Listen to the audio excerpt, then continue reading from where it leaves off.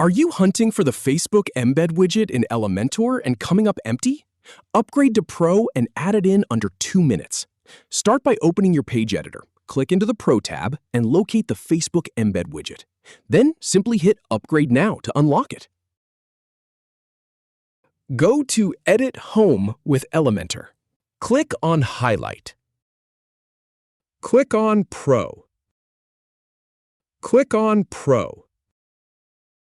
Click on Facebook Embed. Click on Use Facebook Embed widget and dozens more Pro features to extend your toolbox and build sites faster and better. Click on Upgrade Now. Click on Upgrade Now.